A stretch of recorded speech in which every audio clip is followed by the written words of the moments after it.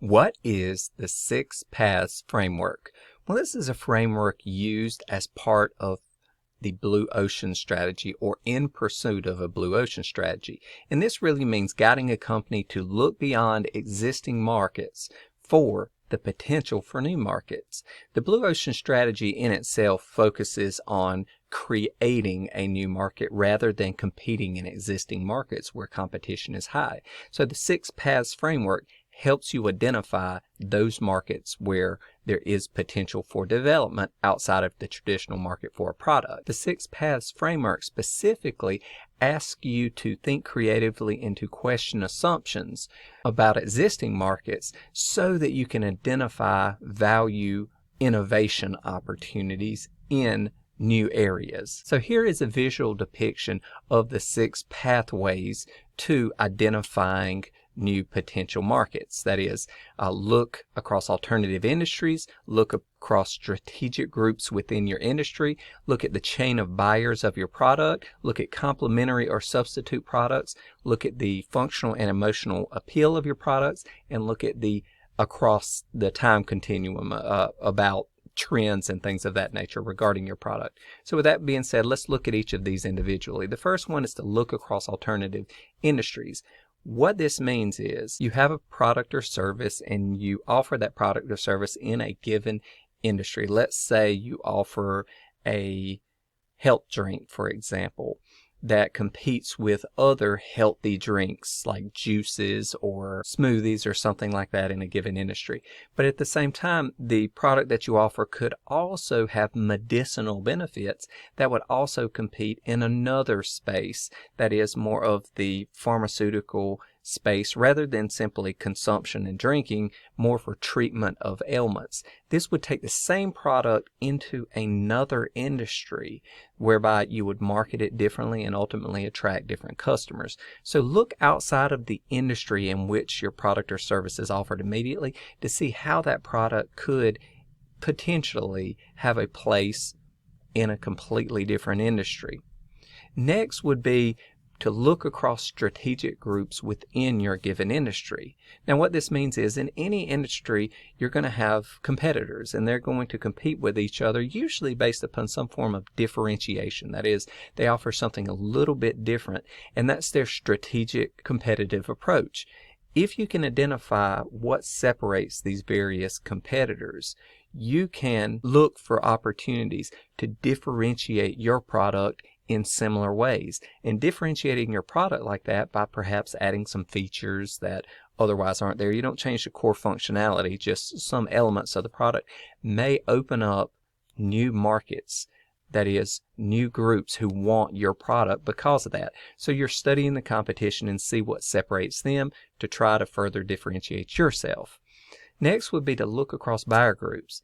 This is the core of most marketing research. You're trying to understand your customer base, and whoever is buying your customers, whether it's other businesses, whether it's distributors, whether it's the end user of the product, try to understand exactly what need or want the product is satisfying for them. Why are they buying? How often are they buying? What is the priority they put in buying your product over others? To the extent you can understand this, then you may be able to, again, better position your product to appeal to other buyers, that is, those outside of the market or group that is buying primarily your product. Because once again, your product is focused on a given market. You can step outside of that by appealing to other buyers, and that starts with understanding exactly what your product means for the buyers at hand. Next, complementary services and offerings. That is, look for things that fit well with your product or service.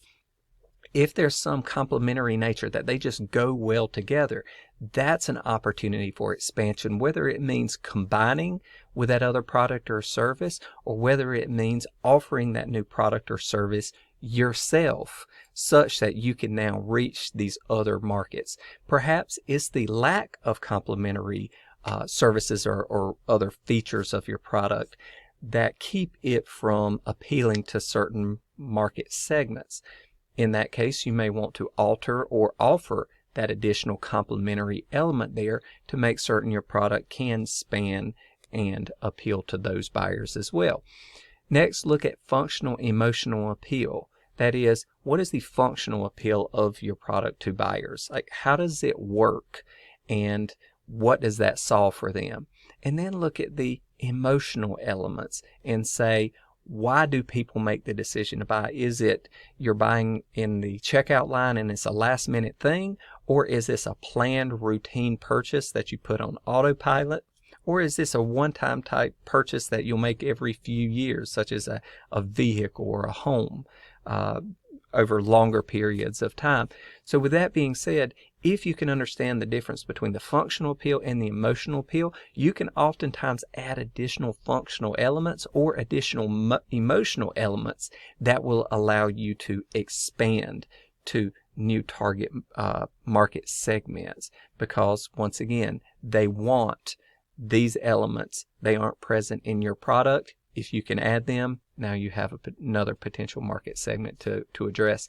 And then you can look across timelines at trends to see what the market has done over time. Have there been surges in buying types of products based upon certain features and things of that nature? Once again, this is giving you some insight into needs and wants that you could address.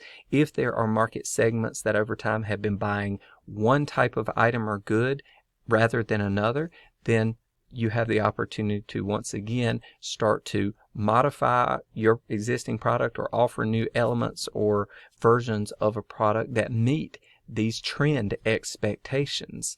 So once again, it comes down to really understanding your customer, client, end user, whether it's part of your existing market or whether it's part of potential markets out there, or whether it's part of a customer client group that belongs to another competitor. All of it comes down to understanding what people want and figuring out a way to meet that need or want wherever it may be, or wherever your customer, client, or end user may be. So this is the 6 paths framework and how it's used as part of Blue Ocean strategy.